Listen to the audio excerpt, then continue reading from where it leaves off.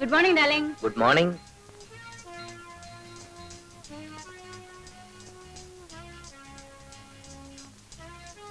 Good morning, Daddy. Good morning, Mom. Morning. Good morning, Daddy. Good morning. Morning.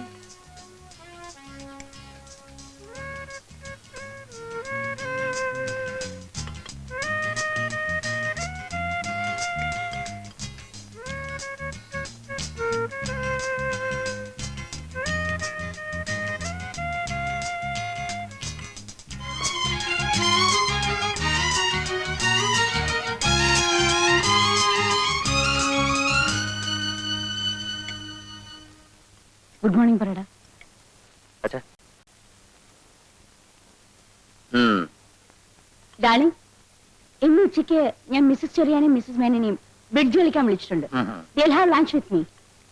Very good. ഇന്ന് night dinner ഞങ്ങൾക്കൊക്കെ Mary തോമസിന്റെ വീട്ടിലാണ്. എനിക്കിന്ന് dinner സീലോഡില. Captain പിള്ളയുടെ വക. I see. അയാളുടെ മകൻ 9ാമത്തെ തവണ SLC പരീക്ഷ എഴുതി പാസ്സായിരിക്കുന്നു. അയാളത് സെലിബ്രേറ്റ് ചെയ്യാൻ പോകുന്നു.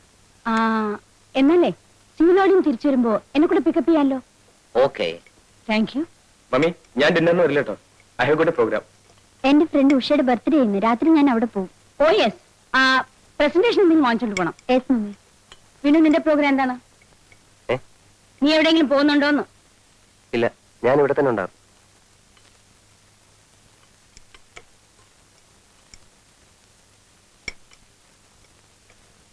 ഇവ മാത്രം എന്താ ഇങ്ങനെയായത്? ചേട്ടൻ നമ്മുടെ വീട്ടിൽ ജനിക്കേണ്ട ആളല്ല. അതെ, വല്ല നാട്ടിൻപുറത്തും ജനിക്കേണ്ടതായിരുന്നു. ഒരു മാനേഴ്സും അറിയില്ല ചേട്ടന്. എന്റെ ഫ്രണ്ട്സ് ഒക്കെ വന്നാലും ഞാൻ ചേട്ടനെ പരിചയപ്പെടുത്താതിരിക്കുന്നത്. മൂപ്പര് ആദർശങ്ങൾ പറയാൻ തുടങ്ങും. ഒടുവിൽ നമ്മൾ ജമ്മുകയും ചെയ്യും. അതെ, ചെറുപ്പത്തിലേ ശ്രദ്ധിക്കാത്തതിന്റെ തകരാറാ. എപ്പോ നോക്കിയാലും ഈ ഹാർമോണിയം വെച്ചുള്ള പാട്ടും പിന്നെ വായനയും.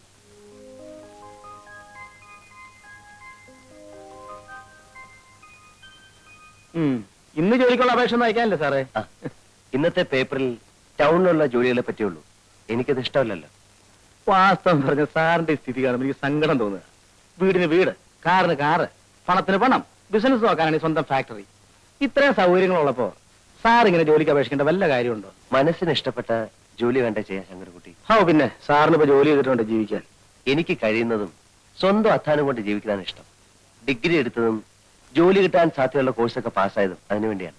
എന്നാലും ഒരു കുടുംബത്തിന് ഒരാൾ മാത്രം ഇങ്ങനെ ആയത് എനിക്ക് മനസ്സിലാക്കാൻ പറ്റാത്തത്. അച്ഛനും അമ്മയ്ക്കും ഡിന്നറും ക്ലബ്ബ്, അനിയന് ഡിസ്കോ, അനിയത്തിക്ക് ക്രിക്കറ്റ്, ചേട്ടച്ചാർക്കാണെങ്കിൽ മഹാത്മാഗാന്ധിയുടെ കുറെ പുസ്തകങ്ങളും ആദർശങ്ങളും വാത്മീകവും. വാത്മീകമല്ല, ആത്മീകം. അത് തന്നെ ഞാൻ പറഞ്ഞേ. ഇത്രയ്ക്കായ നിലയ്ക്ക് വല്ല രാഷ്ട്രീയ പാർട്ടിയിൽ ചേർന്നിരുന്നെങ്കിൽ അതൊരു ഗുണായനെ. ഇത് അതുമില്ല. അല്ല, ഞാൻ അറിയാണ്ട് ചോദിക്കുക, ഈ ജീവിതത്തിന് എന്താ ഒരു സുഖമുള്ളൂ സാറേ? ശങ്കരൻകുട്ടിക്ക് അത് മനസ്സിലാത്തോണ്ട്. ഈ പട്ടണത്തിന്റെ ചായം തേച്ച മുഖങ്ങൾ കണ്ട് ഞാൻ മടുത്തു. എന്നും ഒച്ചയും ബഹളവും ആത്മാർത്ഥയില്ലായ്മയും. എനിക്കിഷ്ടം ഗ്രാമത്തിന്റെ ശാന്തതയെ. പച്ചപിടിച്ച പാടങ്ങൾ, നിറഞ്ഞൊഴുകുന്ന പുഴകൾ, തണുത്ത കാറ്റ്. ആ ഒരു സുഖം വേറെ എവിടെ കിട്ടി ശങ്കരൻകുട്ടി? സാർ ഒരു തത്വം കേട്ടിട്ടുണ്ടോ? എന്താ? എറിയാനറിയുന്നവന്റെ കയ്യിൽ ദൈവം വടി കൊടുക്കില്ല എന്ന് വെച്ചാല്? വടി. അതായത് ദൈവം വടി എന്ന് വെച്ചാൽ ദൈവത്തിന്റെ വടി. എന്തോ ഞാൻ പോരാട്ടോ. എന്തോ ഞാൻ എവിടെയായിരുന്നു? ഓഫീസ് പോകുന്ന സമയത്ത് കാറിനടുത്ത് വയ്ക്കണമെന്ന് പറഞ്ഞിട്ടില്ലേ? സാർ, ഞാനവിടെ വിനയ സാറിന്റെ അടുത്ത്. വിനയ സാറിന്റെ അടുത്ത്? സാറിന്റെ ഓരോ വണ്ടി എടുക്ക് സാർ.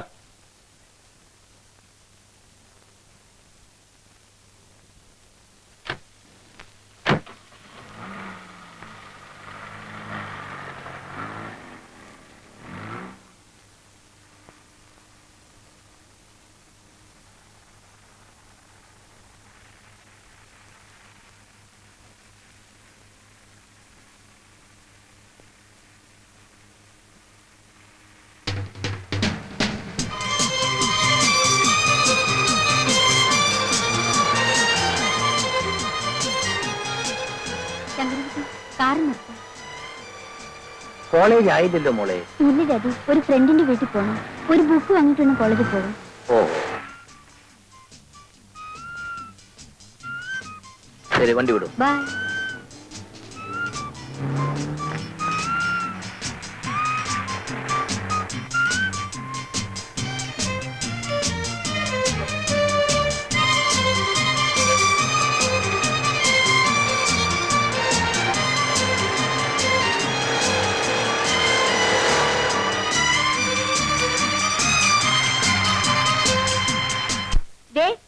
കണ്ടോ, എന്റെ ഹസ്ബൻഡ് ഹോങ്കോങ്ങിൽ പോയപ്പോ കൊണ്ടുവന്നതാ. ഇതുപോലെ ഒരു 6 എന്റെ ഹസ്ബൻഡ് കൊണ്ടുവന്നിട്ടുണ്ട്. എന്റെ പുള്ളിക്കാരന് ഇതിലൊന്നും വലിയ താല്പര്യമില്ല. വീഡിയോ, ക്യാമറ, വാച്ച് ഇതിലൊക്കെയാണ് ക്രേസ്. ആ വീഡിയോയുടെ കാര്യം പറഞ്ഞപ്പോഴാണ് ഓർത്തത്. കഴിഞ്ഞ പ്രാവശ്യം മൂപ്പര് പാരീസിൽ പോയിട്ട് വരുമ്പോഴേ ഒരു 6 കാസറ്റ് കൊണ്ടുവന്നു. പക്ഷേ അതൊന്നും പിള്ളേരുടെ മുമ്പ് വെച്ചൊന്നും കാണാൻ ഒക്കില്ല. അതുകൊണ്ട് ഒരു വീഡിയോ വാങ്ങിച്ച് ഞങ്ങൾ ബെഡ്റൂമിൽ തന്നെ വെച്ചിരിക്കുക. ബാബു, നിനക്കിന്ന് ക്ലാസ്സിൽ പോണ്ടേ? ഇല്ല മമ്മി, എനിക്ക് കുറച്ച് പ്രോഗ്രാംസ് ഉണ്ട്. ബൈ. ബൈ. പെമ്പിള്ളേർക്ക് ഇവനെന്ന് വെച്ചാൽ ജീവനാ. എത്ര ഗേൾ ഫ്രണ്ട്സ് ആണെന്ന് അറിയാമോ? പക്ഷെ ഇവന്റെ ക്രേസ് മുഴുവനും കാറും ബൈക്കിലുമാ. 3 മാസത്തിന് മുമ്പ് ഒരു ബൈക്ക് വാങ്ങിച്ചു കൊടുത്തേ ഉള്ളൂ. ഇപ്പൊ അത് വേണ്ടാന്ന്. ഡാഡി കാറ് വേണം എന്ന് പറഞ്ഞ് ഭയങ്കര ബഹളം. ഉടനെ വാങ്ങിച്ചു കൊടുത്തൊരു ഡോൾഫിൻ.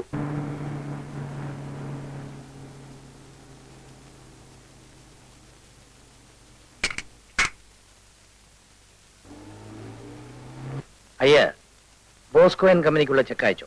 അത് ഇന്നലെ തന്നെ അയച്ചു സാർ. ഗുഡ്. ഒരു ദുഃഖമുണ്ട് സാർ. എന്താ? യൂണിവേഴ്സിറ്റി കോളേജ് പ്രിൻസിപ്പൽ സാറിന്റെ ഫ്രണ്ട് അല്ലേ? അതെ, അതിനാണോ ദുഃഖം?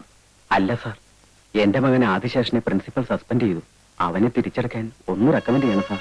പഠിക്കാഞ്ഞിട്ടില്ലേ സസ്പെൻഡ് ചെയ്തത്? അല്ല സാർ, അവൻ നന്നായി പഠിക്കും. പിന്നെ അവന്റെ കൂട്ടുകാർ എന്തോ വികൃതി കാണിച്ചു. പ്രിൻസിപ്പൽ അവനെയും ചേർത്ത് പിടിച്ചു. ലുക്ക് ഹിയർ അയ്യ, കുട്ടികളെ വളർത്താൻ പഠിക്കണം. കൂട്ടുകെട്ടാണ് മനുഷ്യനെ ചീത്തയാക്കുന്നത്. എന്റെ മകനും അതേ കോളേജിലല്ലേ പഠിക്കുന്നത്.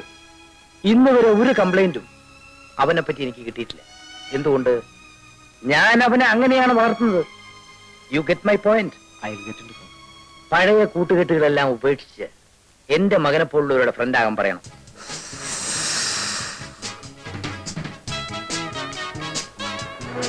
Hey, look there.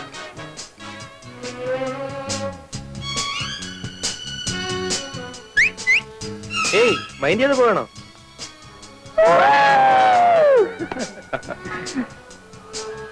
ബാബു ഒന്ന് ക്ലാസ്സിൽ പോകണല്ലേ? എടോ, അവിടെ ഇരുന്ന് പഠിക്കുന്നതിനേക്കാൾ എത്രയോ കൂടുതൽ കാര്യങ്ങൾ ഇവിടെ ഇരുന്ന് പഠിക്കാം. താൻ പോയിക്കോ. ബാബു നോക്ക്.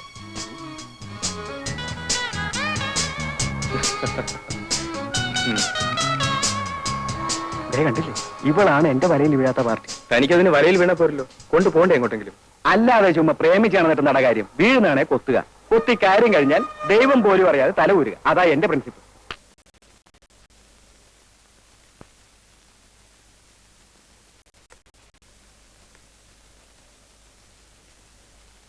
അമ്മേ, ഇത് നോക്കി. എന്താടാ അത്? പോയിട്ട് ഉറങ്ങ. മണി 1:30 ആവാൻ പോന്നു. ഇപ്പോഴാണ് എൻ്റെ ഒരു വാർത്ത. പോയി ഉറങ്ങ.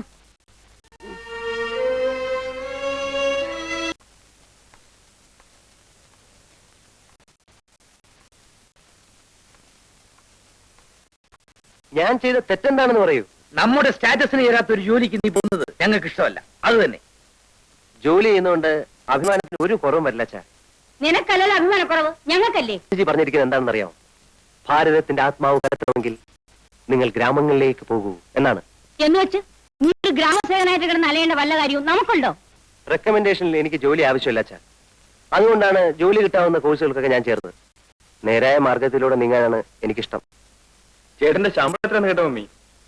എനിക്കാണെങ്കിൽ 2 സിനിമയും കണ്ട് ഫ്രണ്ട്സിന്റെ ഒപ്പം കാപ്പിയും കുടിച്ച് പോരാനുള്ള കാശേ ഉള്ളൂ. ബാബു, എടാ, എളിമയാണ് മനുഷ്യന്റെ ഏറ്റവും വലിയ സ്വത്ത്. ഒരാഴ്ച അവിടെ താമസിച്ച് ആ പുതുമ കഴിഞ്ഞാൽ നിനക്ക് മനസ്സിലാകും. അത് കഴിഞ്ഞിട്ട് ആലോചിക്കാം ബാക്കി കാര്യങ്ങളൊക്കെ.